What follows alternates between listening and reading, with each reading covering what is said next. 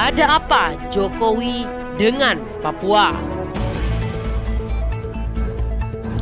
Presiden Joko Widodo menyempatkan belanja di Pasar Noken Taman La Imbi, Jayapura, Papua, Sabtu kemarin.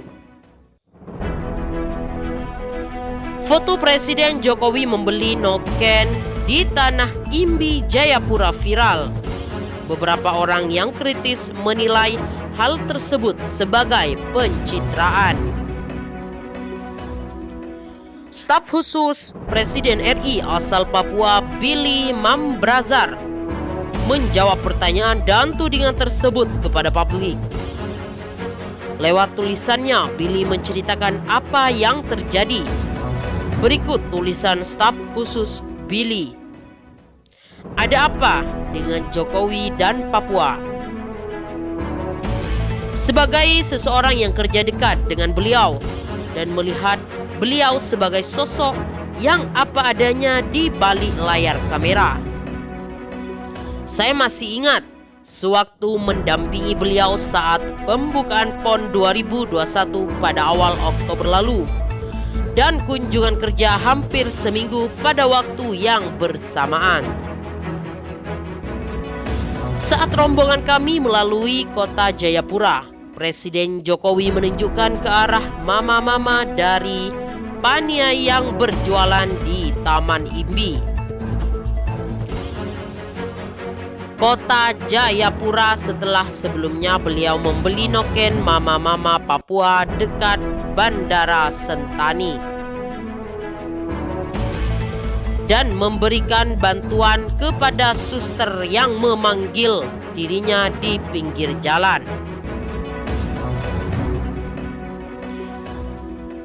Kami berdua kemudian berdiskusi sedikit di depan lobi hotel sebelum beristirahat. Dan beliau bertanya tentang mama-mama tersebut, yang kemudian saya jelaskan dengan memaparkan cerita tentang mereka. Beliau kemudian berjanji saat kembali nanti akan menghampiri mereka. Hal tersebut beliau buktikan saat kunjungan kerja menutup Perasnas kemarin. Beliau datang, menyapa dan membeli noken dari mama-mama Papua di Taman Imbi tersebut. Perhatian Jokowi untuk mama-mama Papua bukan hanya dalam momen ini saja. Selain memerintahkan pembangunan pasar untuk mama-mama Papua, beliau juga mendorong berbagai program dalam bentuk bantuan modal usaha, bantuan sosial, bahkan selalu menyempatkan untuk mendengarkan keluh kesah mama-mama setiap kali melakukan kunjungan kerja ke Papua. Mengapa harus Papua? Mengapa harus Bapak Jokowi? Ngotot PON dan Peparnas 2021 ini harus di Papua.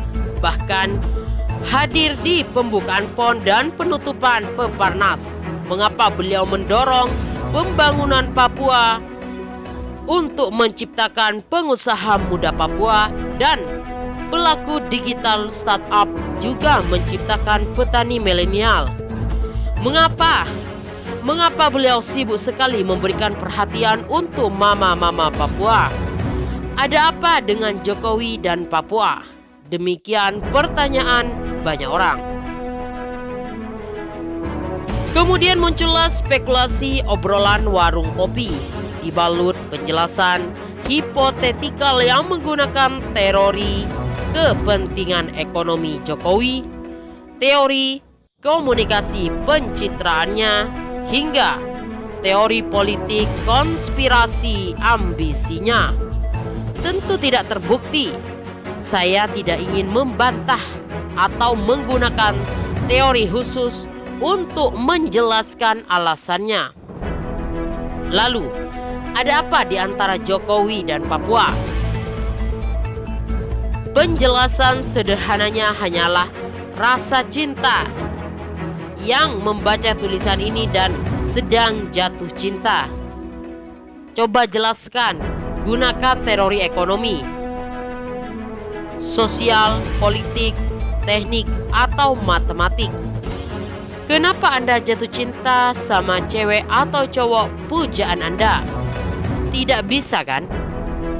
Karena memang rasa cinta tidak ada kerangka berpikir rasionalnya. Ini adalah masalah tentang rasa dan perasaan.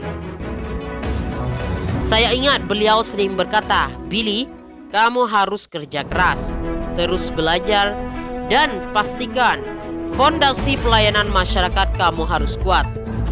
Pemimpin yang baik adalah pemimpin yang melayani, dan melayani itu harus pakai rasa."